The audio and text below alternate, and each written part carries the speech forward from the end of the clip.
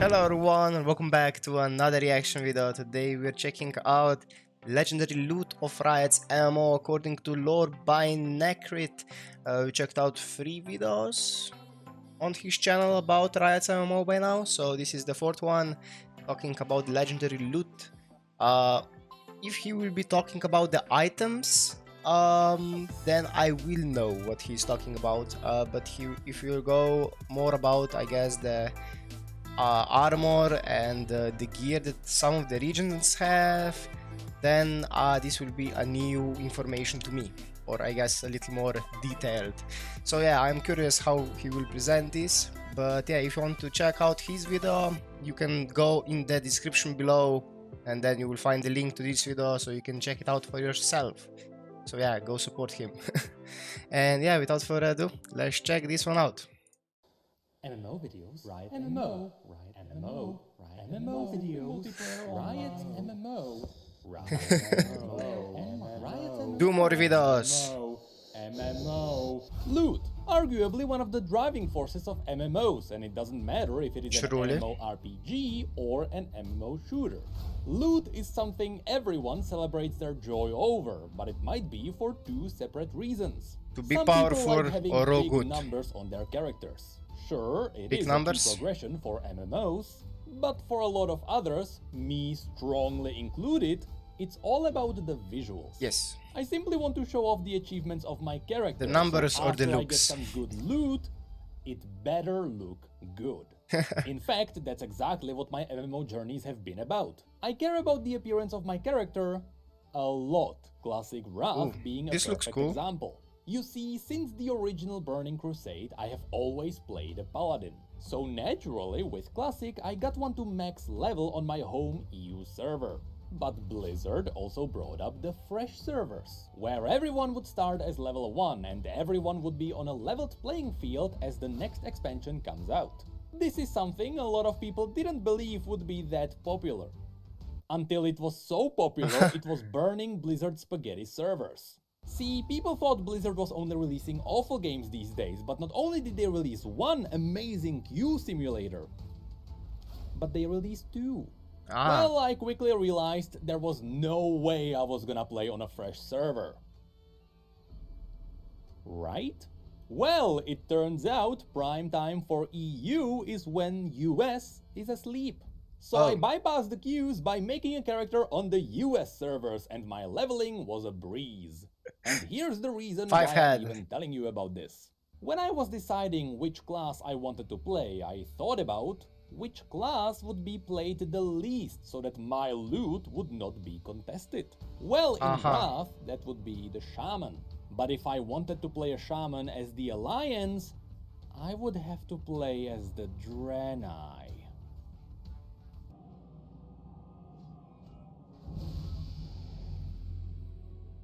Visuals matter to me. I can't play a character that looks awkward.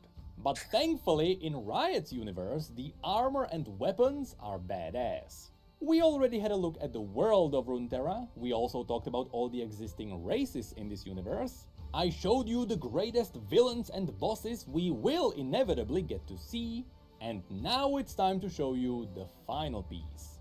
The final loot revealed by the So this is the last video about universe. Riot's MMO? Oh boy, be ready for some glorious items. This video will be split into 2 halves. The first half of the video will talk about all the armories of all the different regions. And I'll show you what their typical armor looks like. Okay. With the second half of the video being the juicy one. Because I'll show you some legendary weapons from this universe. But I will also show you some real 3D models of the weapons which I pulled from the Ruined King game. Oh, so okay, we'll be nice. able to have a look at some real models that tease what we could see in the MMO. But first, let's go region by region and let's have a look at the typical armories.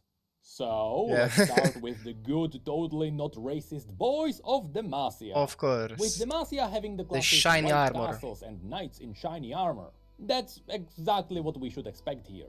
Besides the rugged appearance at low levels, which we should expect everywhere, the armor of the Dauntless Vanguard is just about the most iconic here. Being made of petrified steel, it is naturally pale and resilient to magic.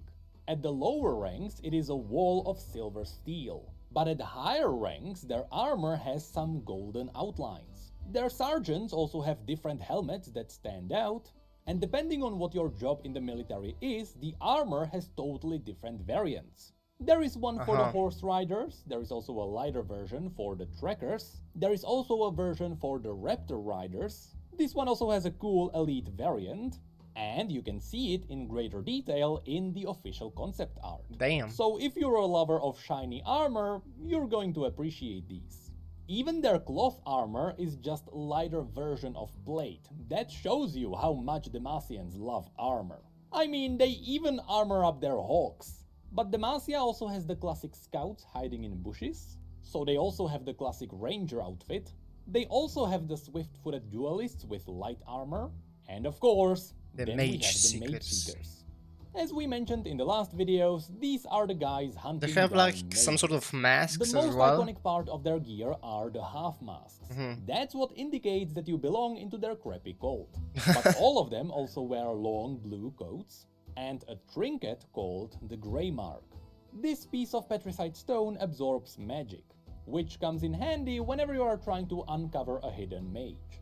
While some mage seekers have fancier masks than others, we really should mention the shittiest person in all of Demacia, the leader of the mage seekers, Lord Eldred, who not only has the fanciest mask of them all, but he feels so insecure about himself that he carries 2 grey marks. But the mage seekers are not the only ones with unique outfits. Looks good, symmetric. Here are the mountains where we can find dragons. The the dragon Demacian armor. This is looks cool. resilient not only to magic, but also fire. Double That's why defense, their even variant better. of the armor is red, and it is simply called the Dragon Guard armor. Okay. But all of these just lead us to the armor of the highest value in all of Demacia. The armor of the Royal Court, and currently we know about its 3 iterations. This armor is fully golden, unlike the typical silver Demacian variants. One type of this armor is worn by Barret Bevel, one of the greatest Demacians who ever lived. His story is awesome, but unfortunately it's not really important for this video. I see. What is important is that Barret was the greatest Demacian. He died during the battle at the Gates of Mourning while protecting his nation. As a result, during his burial ceremony, his armor was reforged into a container for his ashes. So the golden armor was turned into this. This became of the I don't armor? think we're gonna wear that in the MMO. The second variant of the golden royal armor is worn by Jarvan IV. This combat armor Like is these passed spikes between the are, leaders of Demacia. interesting. Here you can even see it being worn by his own father. And you can see that it was forged in the image of the dragons that once threatened the lands of Demacia. I see. I highly doubt it would be lootable because Jarvan is not an evil man and he is actively wearing it. But I still wanted to mention it because it looks cool and it could definitely inspire another Demacian set.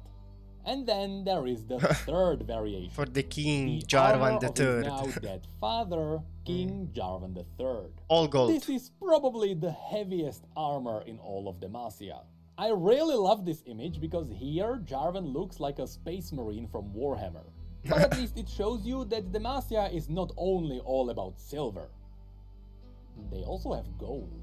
Yeah. Fun fact, the A lot Krondar of them. family is wearing a special variation of the armor which has comically large shoulder pads. Garen is part of this family, that's why he looks the way he does. When it comes to the weapons, there is not much to add here. Demacian weapons are minimalistic and shiny. So, let's move on to Noxus. Noxus has the exact opposite of Demacia. Instead of Dark. bright and shiny, they are dark and bloody. If you like big plated armor that is not shiny, you're gonna like these guys quite a bit more. Here, the vast majority of the armor comes from the Trifarian Legion. This It is really like dark with yin a and lot of yang hard going on. edges and occasional silver lining. You can also notice that oftentimes this armor does not have sleeves. Because Yeah, they need to Noxians show are the overly muscles. aggressive and they don't want to limit their offense. But not all of them. For example, Captain Farron has a type of armor that doesn't give a damn about anyone. He's strong And enough. yes, without spoiling anything, during Arcane, if you look into the background, you may find even more Noxian armor. Oh. But then there is also this interesting variant that is fully plated with a winged helm. This one looks different because it is actually an ancient Noxian who was brought back using blood magic. So perhaps we will be able to get something like this in the tombs beneath Noxus. Now, when it comes to light armor and cloth, Noxian spies often use leather with occasional plate armor. This is also used on the battlefields by those who are confident they don't need to use heavy plating to protect themselves. But really, it is the casters who are going to get the most style out of Noxus. The Noxian cult of Hemomancers use the black jacket with the crimson cloaks that look amazing. The Black Rose may swap the jackets for more plating because, well, it's Noxus, with the Noxian officials sometimes ditching the crimson cloak entirely for a full black imperial look. So even as a caster, even if you are not going to be wearing plated armor, you are still going to appreciate Noxus. When it comes to their weapons, well, Noxus does have massive weapons of dark steel, which often match the Noxian architecture with the hard edges. But Noxians also have a special kind of a weapon, the runed weapons. Noxian rune weavers are able to weave runes into their blades to enhance them. Sometimes these runes make the blades lighter so that you can one-hand a blade that is bigger than yourselves. And other times the runes simply make the weapons indestructible. So just know that League does have a canonical reason for you to be wielding oversized weapons. Noxians also have suicidal bombs. I'm not sure if that's gonna lead into fun gameplay.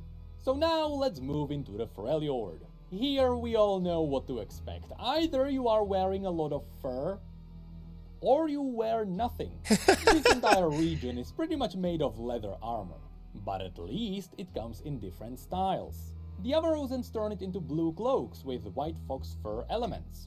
The the cloaks look amazing. Brown elements, but at least the shamans of the Freljord give it a twist. They theme their armor after animals. Be it a mammoth with massive tusks on his shoulders, a wolf with the amazing wolf shoulder pads, or even an elk wearing their bones. With that said, some individuals, usually those of a higher rank, wear actual metal armor. But because it's difficult to harvest metal in all the frozen landscape, and because metal tends to be freezing cold in this climate, it is rare to see people wearing it. However, up in deep north, Lysandra's army of the Druglorn are clad in metal plates. Just like Lysandra, they are wearing helmets shaped in the image of the Watchers, which they are holding back. But even they are not going to be the most iconic armor of the Freljord.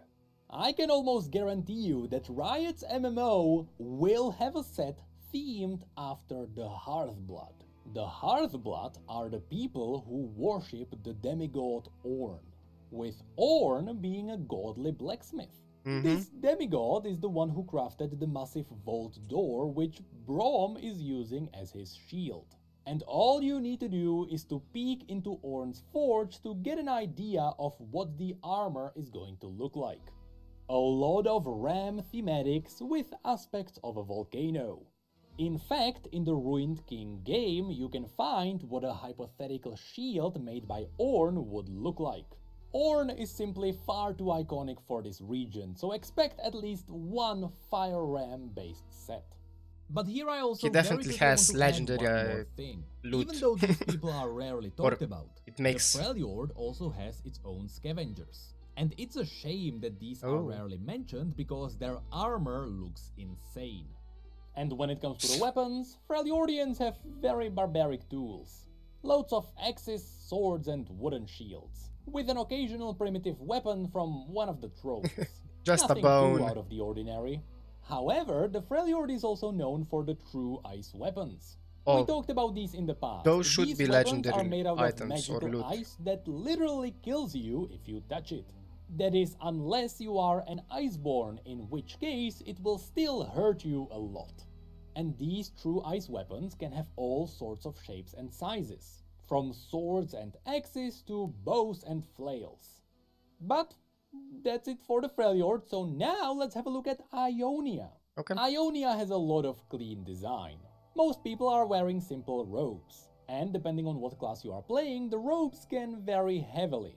The Blade Dancers following Irelia wear slightly reinforced robes. They also wear these reinforced hats, which can be used as shields when banding together. Yes, this is not an insect, these are Blade Dancers. Oh. The Field Musicians also wear some really cool caster armor, but this is definitely not gonna be the coolest light armor here, because that one is gonna go to the Kashuri Armory. Here, the one simply known as the Maker is making legendary weapons and equipment, which certainly does have a unique style. And yes, the very popular League of Legends champion Jhin is also wearing a set made by the Maker. Then of course, we can't forget about the Blade Masters. Yes. The Blade Masters of Ionia are known for their very wonky shoulder pads. You can see one on Yasuo, you can see two of them on his brother Yone, and even Master Yi in his fully golden armor couldn't afford to not have at least slightly wonky shoulder pad. Speaking of which, all the Vuju Blade Masters wear helmets with the green lenses. These allow them to see what is happening in the spirit realm, so I wouldn't be surprised if one of these weird helmets was obtainable in the game. Again, it is quite iconic. But don't worry, we can find some heavy armor even here. While normally the Ionian ninjas are wearing light armor, Shen and Zed are two types of fully armored ninjas, with Shen wearing the classic Kinku blue colors, and Zed wearing the red colors of the Shadow Order. But even that is not it. We also can't forget about the Temple Guards, which might be wearing the most badass armor in Ionia. Yeah, okay, And I can see that. when it comes to the weapons of Ionia, it is all blades and sharp objects that resemble living things. Next up, let's delve into Piltover and Zone. This will be a quick one because we can't get closer to just real life. Anything from the 20s to 60s is in fashion here, at least when it comes to the light armor. But even that has a cool twist here. Because Piltover and Zone are based on technology, sometimes you can find some really great examples of proper tech wear, with the Pharaoh's family being the best example. Here they are wearing a straight-up Tesla suit. And here, one of the leaders of the Pharaoh's family has a very good armor set, where you can see all the hard labor on their shoulder pads. This is definitely one of the more unique armor sets of Piltover. And of course, in Zone, all of this gear is gonna be slightly more grungy, or at times horrifying, but the fun will probably begin when we start looking into the augments. Because augments are not only for the fanatics, they can also be worn fashionably. And I can't wait to see all the different augmented armor sets. When it comes to the heavy armor, don't look into the forges, I'll tell you that much. But really, all the heavy armor goes to the Wardens, the heavily armored police force of the city. However, some of the Barons of Zone may be teasing some heavy armor as well. When it comes to the weapons of Piltover and Zone, well, it's anything that can be engineered. So probably primitive guns, explosives, and hidden knives. From here, we're going to Shurima. Shurima is going to be very simple too. Either you are from the desert, or you're from the capital, or you are from Ikathia. In the desert, you can find a lot of primitive technology, so don't expect much there.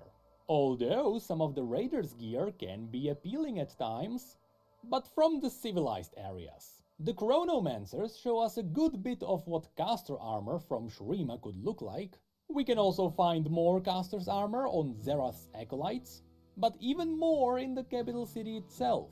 In fact, I can show you quite a few good examples.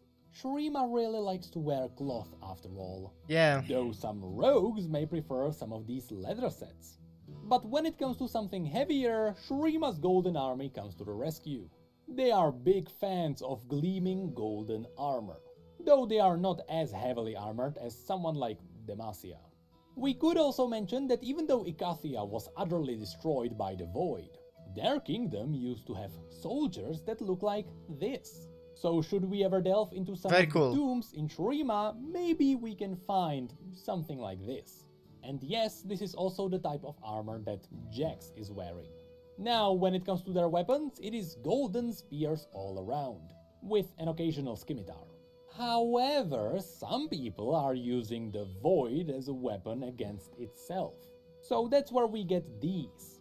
I wouldn't be surprised if Riot really gave us one of these weapons, but it would have to be endgame. I really love the concept of this kind of a weapon, and let's be honest, a full set of Void corrupted weapons sounds like really great raid loot. Next, let's very quickly mention Targon.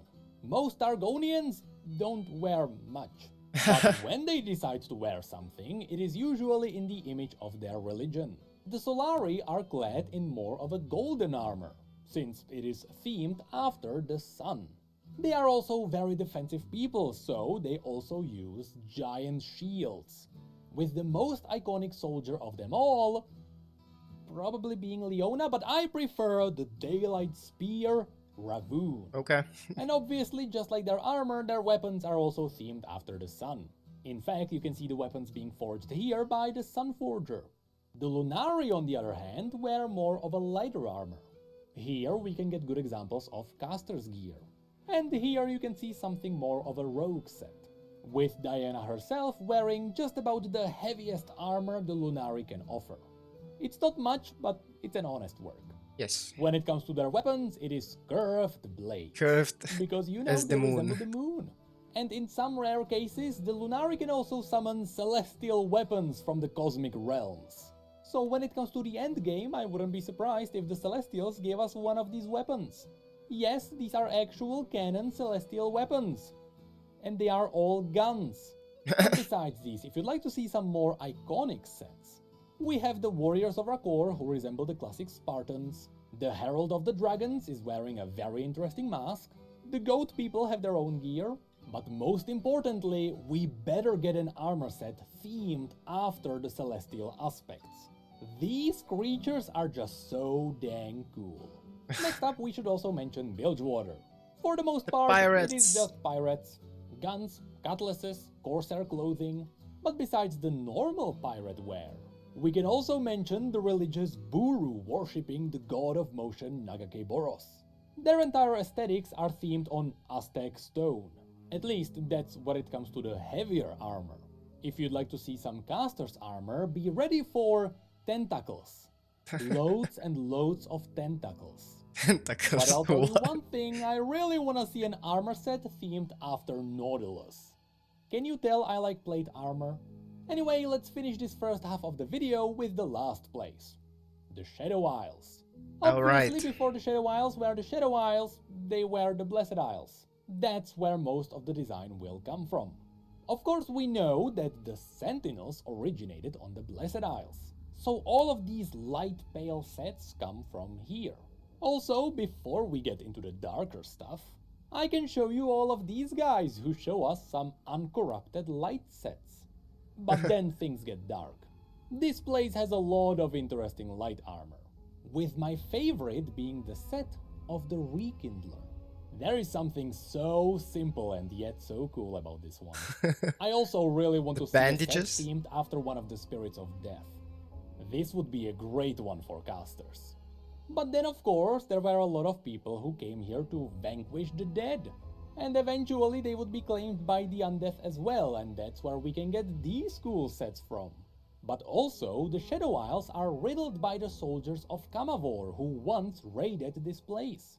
Some of them wear armor themed after the dragons of Kamavor, but others come from the Iron Order wearing dark skeletal sets.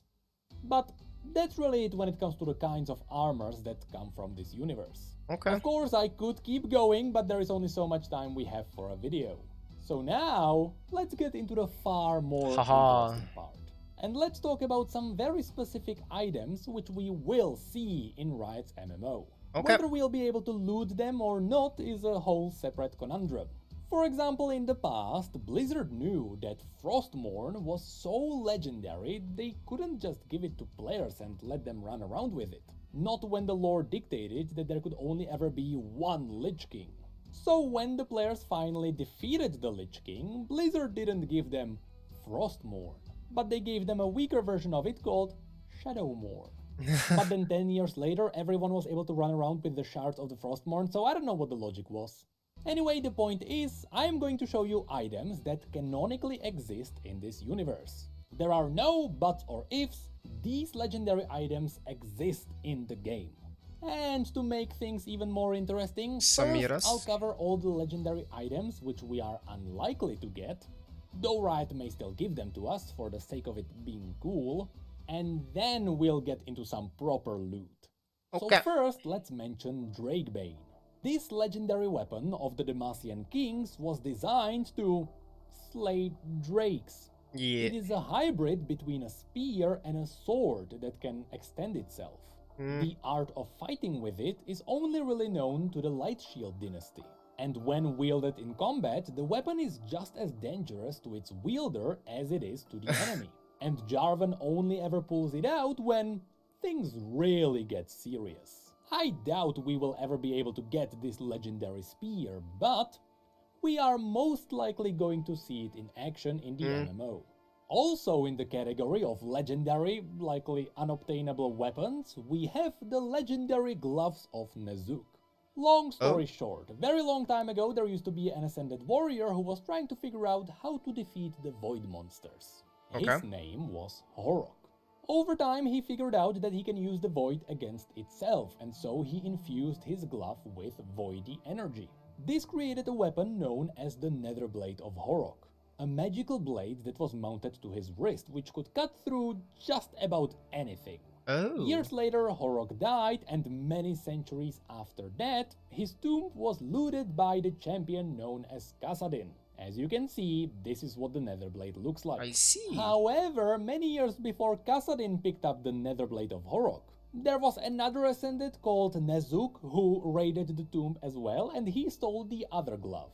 Eventually Nezuk died too, and Nezuk's tomb was raided by Ezreal. So Ezreal and Kassadin are each wielding a glove, which make a complete set, and together they are wielding power which even they probably don't comprehend. Wow. But because both of these champions are good guys, I doubt we are going to be able to steal their gloves. And this is where we can also mention the Hammer of Orlon. This one is very crucial for the story arc of Poppy. Poppy is on a quest to find the rightful owner of the Hammer of Orlon. Someone who could fully unlock the hammer's potential, without knowing the fact that she herself is the rightful owner of the hammer. And that what she can do with the hammer is not normal at all. So the moment you take the hammer away from her, you destroy a beloved character. That's why I don't believe we will be able to get the Hammer of Orlon. Lastly, we could also mention the She has a long journey. Like the Zenith Blade. It's simple. I don't believe Riot is going to allow us to fight a decently friendly fan-favorite champion such as Leona. So we are likely not getting that blade. I could keep going, nearly half of the champions in League of Legends are holding interesting weapons. Yeah. But half of them are the good guys, so I doubt we would just randomly be able to take their things. So let's instead have a look at the bad guys and their loot. Now we are going to have a look at the items which will likely appear in the MMO, and for which it is only up to Riot whether they decide to let us obtain these items. I mean, here, above all, we have the legendary sword and shield of Commander Ledros. We will only get the items from the bad guys. Ruined King, but not big enough to prevent us from looting his weapons. So I truly would not be surprised if we were able to get them in the MMO. Especially since Ledros was the Ruined King's most powerful frontline soldier. The sword stands out because it was broken in half, but it was reforged by unholy magic, with the shield being reforged by crystallized death. Fun fact, you can find Ledros with his fully 3D modeled weapons in the Ruined King game. So these will be quite the beauty to behold in the MMO. If anything, I would assume we'll get the loot kind of a legendary weapon from the followers and not the champions. One good example already existing in the lore. Remember how in WoW people went on a legendary quest to forge Thunder Fury? Or at least it was epic back in the day? I really want to see us do the same, but with Ornn forging the weapon. In fact, he kinda already did it once. In the lore, Ornn forged himself some tools: a spade, a hammer, and a fork. Later, after a battle with his brother Volibear, he threw all the tools besides the hammer away. According to a legend, the fork landed in the oceans somewhere in the east, where a merking picked it up and he used this mighty trident to rule the oceans. That's how legendary Ornn's weapons are. He literally made himself a fork, which was so powerful mortals could use it to rule the world. And who knows, maybe we will be able to find this very fork in the game. So please, Riot, we need one of Ornn's weapons. And here is where we can also mention the Vuju blades. I don't think there is going to be a legendary quest behind these or anything like that. I believe by one way or another we will be able to get a Vuju blade and it will just have some flavor text. But I still wanted to give you a context behind these weapons. You see, the greatest bladesmiths around the world have a way to enhance their work. They would forge a blade, write a poem, and they would bring it to Doran in Ionia. Master Doran would then take these blades and the poems and he would plant them in a hidden place known as Mistfall. After planting them down, he would wait for an entire year. During this time, the local spirits would bless the blades and greatly increase their power. This is how the great Vuju blades are forged. And I believe one of these blades with this unique history will be found in the game. And lastly, before we get into the big ones, there is an idea I had which I really hope Riot is gonna steal. You see, one of the big bad guys we are gonna fight is going to be Sion, a legendary warrior of Noxus who was brought back to fight again using blood magic. The cool thing about him is his metal jaw. The jaw is actually the crown of King Jarvan II, whom Sion had killed. So when we get to fight Sion, I would love it if he dropped the crown of King Jarvan II and we could wear it as an actual helm. That would be such a cool touch to Sion's loot. Now, before we get to the top 3 pieces of loot I want to show you, there is something else I want to show you. Something which you won't be able to find anywhere on the internet. And I know it because I was looking for it. And I couldn't find it anywhere. So, I did it myself. I went to the Ruined King, which is a game now available on Steam, which depicts a story that actually happened in the universe of Riot's MMO. And I went through the game files and I pulled out all the weapon models. Now, in this game you have 6 party members, each of which is using a totally different weapon. It's kinda like how weapons work in something like Diablo. And because it is an RPG game, the weapons have different models. And here's the kinds of weapons I'm going to show you. Yasuo is using swords, Braum is using shields, Ahri is using orbs, Misfortune is using pistols, Pyke is using daggers, and Illaoi is using idols, which is basically oversized trinkets. So, let's start with the swords, shall we? Feel free to pause at any time to check these out. You can see how a lot of the swords are themed after certain regions. But some of them are named swords, which we will probably see in the universe. At the bottom we can see Hextech Gunblade and Stormrazor. And in the middle you can find Manamoon, Muramana, and Doran's Blade. Next up we have the shields. Of course, in Ruined King the shields are carried by Braum, who is a very big guy carrying a very big shield. So of course all of these are a bit oversized to match him. I also found out that some of them did have recoilers, which to be fair is standard for any RPG game these days. So I included them here too. Anyway, here we can point out the shield of the Poro King, Doran's shield, Randuin's Omen, and as I mentioned before, even here we got a shield themed after the demigod Ornn. Next we have the magical orbs. The game calls this kind of a weapon a focus. These are obviously forecasters. And in Ruined King, you can see that a few of them have comical features. One is a D&D dice. For dice. example, you can see a ghastly Poro, a Poro snack, and even a D&D dice. Then we have the guns. I love how even the guns are themed after regions. For example, I would have never expected it, but this is what a gun from Demacia would look like. But you can also see that the game has 3D models for a void-corrupted pistol too. Next we have the daggers.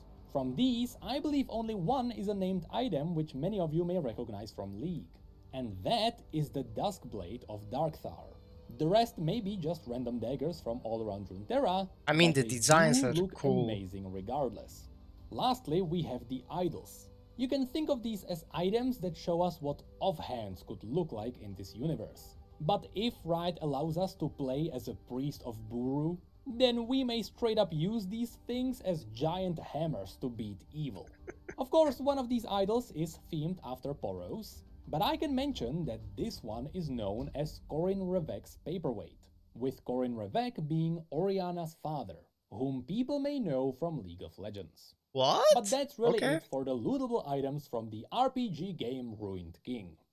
Given the fact that Riot recently revealed a new champion with unique weapons, I also wanted to very quickly mention 2 unique weapon types of this universe.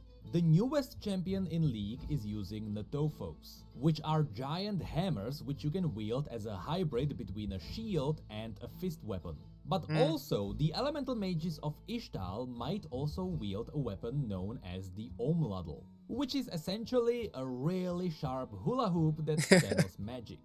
Lastly, I forgot to mention one cool thing. In the Ruined King files, I was also able to data mine the armor and the axe of Rasa the Sunderer. But remember that the giant axe is a named item called Night Harvester. So now, let's have a look at the top 3 items from this universe. In my opinion, among the top 3, we absolutely have to mention the Darkin weapons, which are the foundation of iconic weapons in this universe. Remember how after the Ascended slowly turned mad and they slowly turned into the Darkin, they got out of control after they started using blood magic to enhance their own bodies? Well, after the Darkin started fighting each other for dominance and they slowly started destroying the entire planet, the Celestial Aspects realized that they should probably do something about it. And so, the Aspect of Twilight infused a weapon with its power and used it to consume the souls of the Darkin. This weapon became known as the Chalikar. Now, the Chalikar is a giant crossblade Isn't that this was the originally Sever's weapon? wielded by an Ascended Warrior, and which is now being held by an important character, so we will never see the Chalikar in our hands. However, the Aspect of Twilight gave the Chalikar to humans, so that humans could craft new weapons in its image. And these new weapons would be able to capture the remaining Darkin who are running around the world. So, that's what humans did. They forged celestial weapons that absorbed the Darkin. The issue with this is that, after being absorbed, the Darkin live inside the weapons. And should any mortal try to hold those weapons, they get Darkin corrupted. could dominate their mind, take over their bodies, and essentially free themselves. Now, in my mind, there are only 2 ways how Riot can allow the players to hold a Darkin weapon. Either we find a Darkin that is so weak that even after we hold them, they can just whisper to us, but it can't really start taking over our body. Maybe just give it a bit of cosmetic corruption on our body. Or we would simply go on a legendary quest to cleanse the weapon of the Darkin's influence. I know, all of this sounds like a nerdy talk. So let me show you some examples of the already existing Darkin weapons from Legends of Runeterra. We have the Darkin Harpoon, which imprisoned the Darkin known as Ibaros. The Darkin Shield, containing the Darkin Joral. This is everything from like Stone, which Legends of is some Runeterra. kind of a trinket which contains Horazi. The Darkin Ballista that imprisoned Naganeka. Fun fact, Naganeka probably looks a bit like chicken because in theory it is possible that one of those chickens touched the ballista. And so Naganeka took over the body of the chicken. Then we have the Darkin Harp, which holds the really creepy, maddening Darkin Styradu. Of course, there is also the legendary Scythe of Rast, which is currently being held by Kayn, who is successfully resisting Rast. There is also the Darkin Bow of Varus, the Darkin Bloodletters, which belong to the one who came up with the idea of using blood magic, Zolani. And lastly, we also have the Darkin Halberd that contains Tarosh. We also know that later this year, Legends of Runeterra will reveal even more Darkin.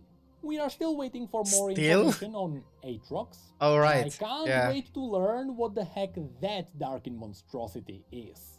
Is that a Darkin that took over the body of a Voidborn? Yo! Because that sounds badass.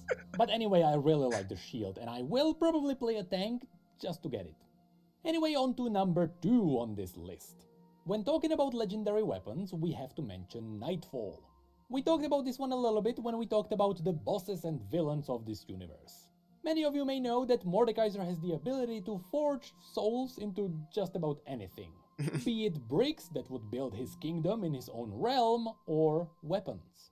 When Mordekaiser was summoned into the realm of the living, instead of being thankful to the cultists who summoned him, he ripped out their souls and forged them into his brutal mace, which he called Nightfall. This is the giant hammer that Mordekaiser is carrying on his shoulder. And with Mordekaiser inevitably being a boss which we absolutely have to deal with at some point in the future, So really, certain. it's all his lore is about. After we get to fight him, he has to drop Nightfall. This weapon doesn't really have any important lore, so you are not screwing anything up by giving it to the players. It is simply a badass weapon worthy of a legendary drop. I mean, at this point, after his entire story, this weapon has the kill count of hundreds of thousands. But even that weapon is not number 1. Just as Viego is I don't the think we Arthas can get the Menethil Ruined of this King's universe, blade. so his legendary blade is the Frostmourne of this universe. But I'm afraid this blade is so legendary, Riot will probably not give it to us. Yeah. So let's talk about the Blade of the Ruined King. What originally started as a simple item which you would buy in the in-game It's shop insane. in League of Legends, A normal was item. eventually turned into the most legendary blade of the League of Legends universe. I mean, it's so legendary that you can buy it in Valorant. This Damn. blade, which used to be simply called the Blade of the King, has a name. It is called Sanctity, for when this blade appears, people of Kamavor know they are safe. Oh. It has 2 very unique abilities. Sanctity is always stored in its sanctum inside Kamavor's capital, but its wielder can instantly summon it anywhere across the world. That's what you can see Viego do in the cinematics. He is not conjuring it out of thin air. He is simply summoning it. Its second ability is what gives the blade its power, and it's what gives the blade a second name. You see, the Blade of the King is passed down between the kings of Kamavor. The current wielder is Viego, to whom it was passed down by the Lion of Kamavor himself. But every time the blade is passed to a new owner, the blade takes a piece of the would-be king's soul. Then it either kills them on the spot, or the blade deems them worthy and they are allowed to rule Kamavor.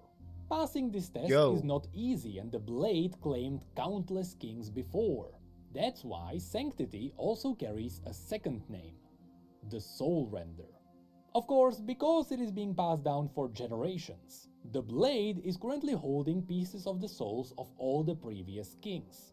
At least, that's what we believe is the case. Okay. What we do know for sure is that when Viego died, he was stabbed by his own sword, which is the blade that contains a piece of his own soul. So because his own blade couldn't claim him, that's one of the many reasons why Viego's death caused a massive explosion of undeath. It is the blade that is responsible for creating the Shadow Isles. And it is the blade that is going to claim us once we inevitably get to fight Viego in the MMO.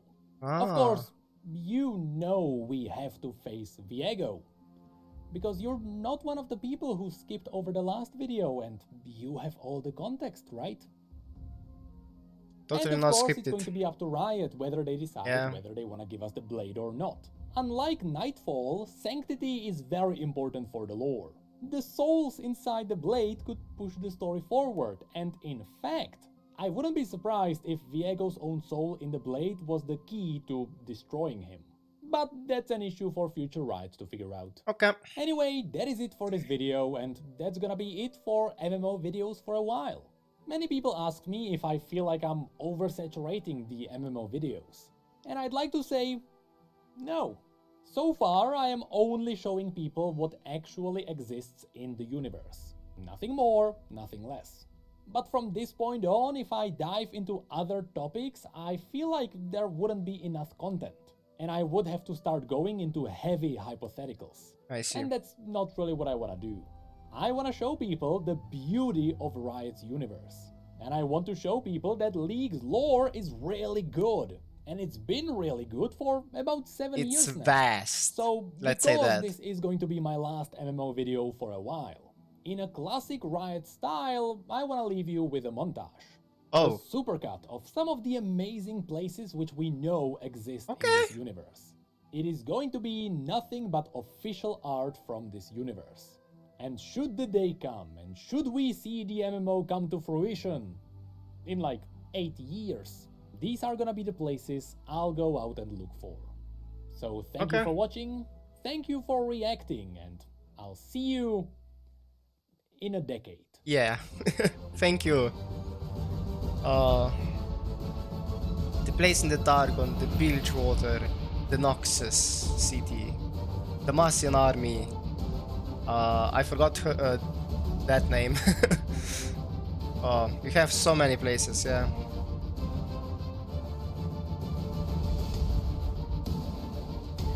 Well, thank you to Necrit to making these videos, right? I guess bringing the light of Riot's lore of League of Legends into others that didn't even have, like, I don't know, slightest idea what exists beyond the arcane. Yeah, just insane. So yeah, this is it for a while. So I think we ended on a good note. We basically explored everything that is the main things about the MMO. I mean, we talk about races, we talk about the places, we talk about loot, we talk about a bunch of stuff, and the lore that he explained along the way, it was nice to hear, not gonna lie.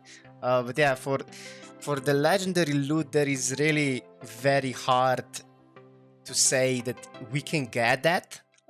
They are so unique. Every champion has the weapon that is unique to him or to them, I guess. So it would be really strange if we get that item or the weapon that the champion wields. So in most of the cases, I would just say that if there's gonna be a loot, I mean, definitely, right? In the Riot's MMO, that should only be loot coming from followers. So no champion loot, but only the followers loot. And also, I'm not really sure how I would feel if there were like only the loot from the bad guys. I don't know. We have a bunch of people, so I mean, you cannot only get loot from beating the enemy, right? You can also get loot from accomplishing or doing some sort of missions, right? So you can also get good loot, let's say that. But yeah, so basically it can be like you get the legendary loot from the missions that you do, and from, I guess, the drops from the monsters or whatever bad guys we will fight in the Riot's MMO.